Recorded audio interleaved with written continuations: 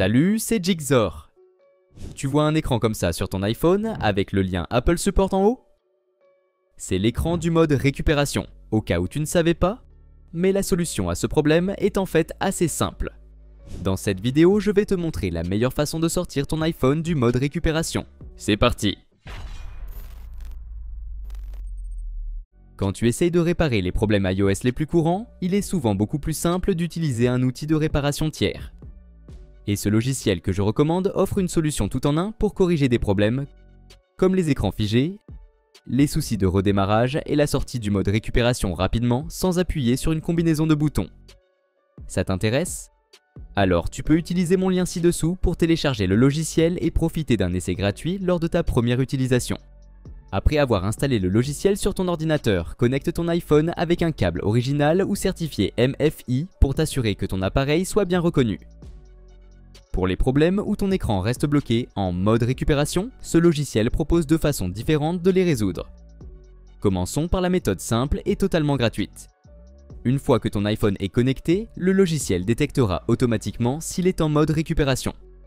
Clique simplement sur Quitter sous la section Mode récupération du tableau de bord principal. En environ 1 minute, ton appareil iOS redémarrera dans son état normal. Mais si ton iPhone reste bloqué en mode récupération, ne t'inquiète pas. Une autre option qui devrait fonctionner consiste à utiliser l'outil de réparation iOS intégré du logiciel. Cet outil propose deux façons de réparer les problèmes iOS. La réparation standard s'occupe des problèmes courants et mineurs comme l'écran noir de la mort ou les boucles de démarrage et n'affecte pas tes données. La réparation profonde, en revanche, corrige des problèmes iOS plus complexes mais efface toutes tes données. Pour l'instant, essayons réparation standard, car elle peut généralement corriger les problèmes iOS rapidement. Sur l'écran suivant, tu dois télécharger le dernier paquet de firmware compatible avec ton appareil. Mais si tu as déjà un paquet de firmware téléchargé ailleurs, clique simplement sur Importer fichier local pour le sélectionner manuellement. Garde en tête que le téléchargement peut prendre du temps selon la vitesse de ta connexion internet, car le fichier fait environ 5 gigaoctets.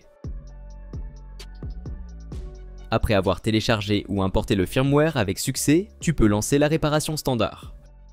Le processus complet prendra quelques minutes, donc sois patient.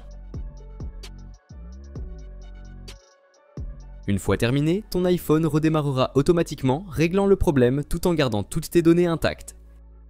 Si la première réparation standard ne fonctionne pas, tu peux réessayer le processus jusqu'à ce que le problème soit corrigé.